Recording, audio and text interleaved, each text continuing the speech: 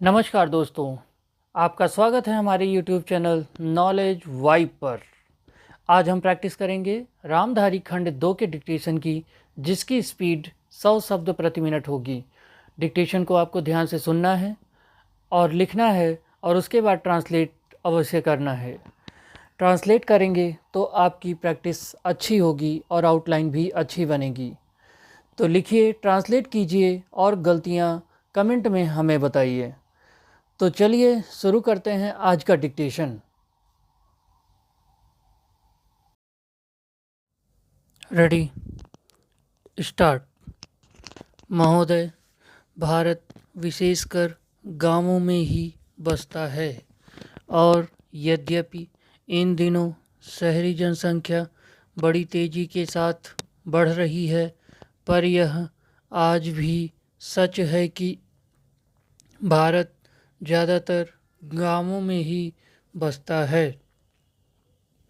गांवों और गांव वालों की उन्नति के लिए जो कुछ भी किया जाए उसका केवल स्वागत ही नहीं होना चाहिए, बल्कि उसको प्रोत्साहन देने के लिए सरकार और लोगों को प्रत्येक संभव प्रयत्न करना चाहिए।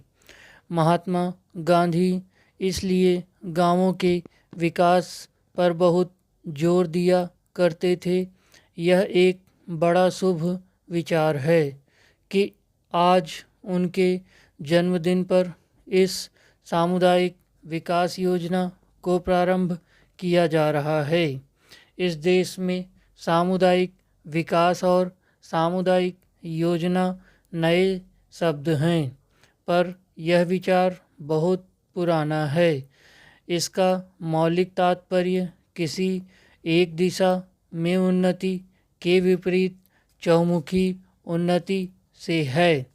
अधिक अन्न उपजाऊ संबंधी कार्यक्रम से तथा विभिन्न राज्य सरकारों और गैर सरकारी संस्थाओं द्वारा देहात सुधार के क्षेत्र में किए गए कार्य के हमारे अनुभव से यह सिद्ध हो चुका है कि देहाती जीवन के सभी पहलू एक दूसरे से संबद्ध हैं, और यदि एक एक पहलू को अलग अलग लिया जाए तो स्थायी परिणाम प्राप्त नहीं हो सकता। इसका यह अभिप्राय नहीं कि विशिष्ट समस्याओं को महत्व न दिया जाए, परंतु उनसे संबंधित आयोजन किसी विस्तृत योजना के ही अंग होने चाहिए और वे समस्याएं उस योजना के अंतर्गत आ जाएं। इस काम में सफलता तभी मिल सकती है जब सरकारी व्यवस्था, गैर सरकारी नेतृत्व और जनता के उत्साह में परस्पर सहयोग हो और खेती, शिक्षा, स्वास्थ्य, सफाई, पशु सुधार तथा बेकारी दूर करना इत्यादि सभी प्रकार के काम एक साथ हाथ में लिए जाएं। महात्मा गांधी की प्रेरणा से उनके अनुयायियों ने देश के अनेक भागों में इस प्रकार के काम बहुत निस्वार्थ भाव से किए हैं, और दूसरी संस्थाओं तथा व्यक्तियों ने भी इस दिशा में बहुत कुछ किया है। लेकिन पर्याप्त धन और यथेष्ट मात्रा में विशिष्ट काम करने वाले न मिलने के कारण उनका विस्तार न तो उतनी दूर तक हुआ और न उतनी तेजी के साथ हुआ जितना हम चाहते थे। भारत और अमेरिका के बीच जनवरी 1952 में हुए प्राविधिक सहयोग समझौते से इस दिशा में उन्नति की नवीन संभावनाएं पैदा हो गई हैं। मेरा बराबर यह विश्वास रहा है कि भारतीय किसान खेती के काम में कुछ नौसिखिया नहीं और उसे इसका कई पीढ़ियों का अनुभव है। बिहार के किसानों ने पिछले 20 वर्षों में जिस तेज़ी के साथ नए प्रकार के गन्ने की खेती अपना ली है, उससे यह बात प्रमाणित हो जाती है कि भारतीय किसान लकीर का फ़कीर नहीं, जो नए सुधरे हुए तरीकों को अपनाना नहीं चाहता। इसलिए आवश्यकता इस बात की है कि उसे इस बात का संतोष और विश्वास दिला दिया जाए कि किसी नई विशेष पद्धति से या किसी नई किस्म की चीज़ उपजाने से उत्पादन अधिक होगा। देश के सामने खाद्यान्नों का प्रश्न अत्यंत महत्व का है।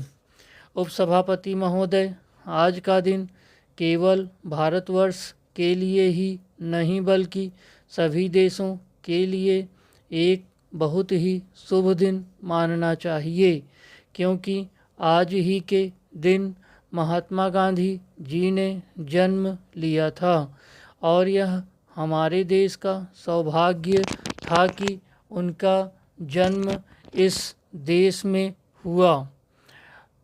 80 वर्षों तक काम करके और इस प्रकार से अपना काम पूरा करके वह चले गए और जो काम वे अधूरा छोड़ गए उसका भार जो लोग बच गए हैं उन पर पड़ गया है। आप जानते हैं कि महात्मा जी ने अपने जीवन में जितने काम किए वह सब एक सिद्धांत के अधीन और एक सिद्धांत के अनुसार थे। उनका कार्यक्रम जब तब समय के अनुसार बदलता था और बदल सकता था, पर वह जो भी कार्यक्रम बनाते थे अपने सिद्धांतों के अनुसार ही बनाते थे।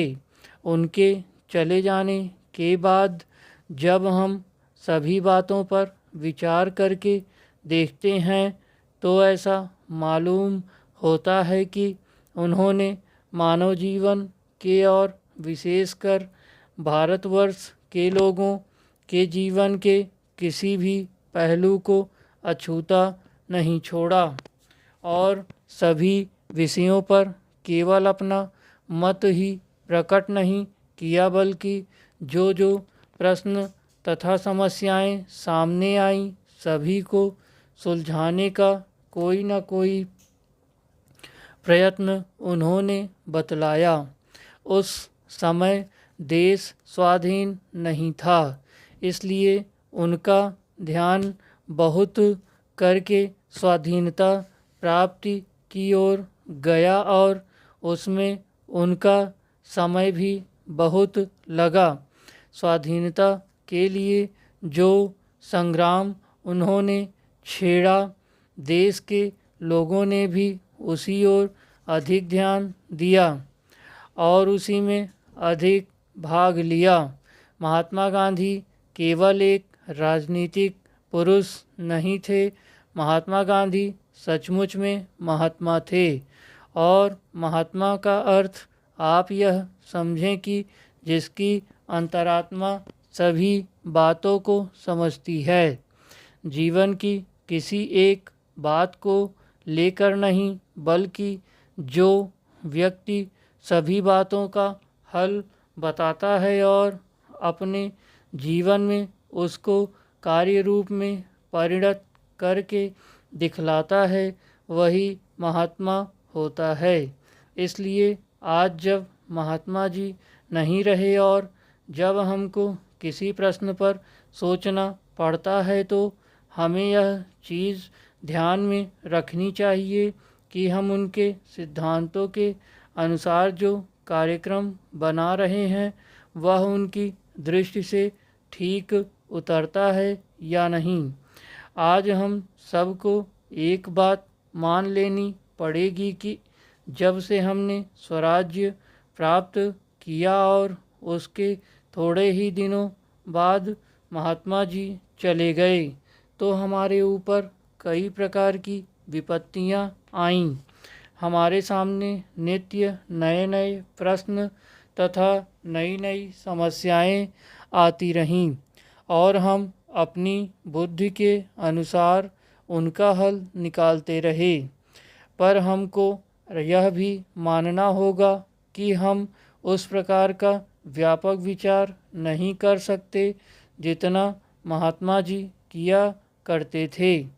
हम लोग किसी एक चीज़ को लेकर उसमें बह जाते हैं कि वही एक चीज़ है जिसको महात्मा जी चाहते थे, और इसी कारण लोग गांधी जी के साथ रहे हैं। धन्यवाद। इसकी प्रैक्टिस कीजिए और ट्रांसलेशन कीजिए। Thank you.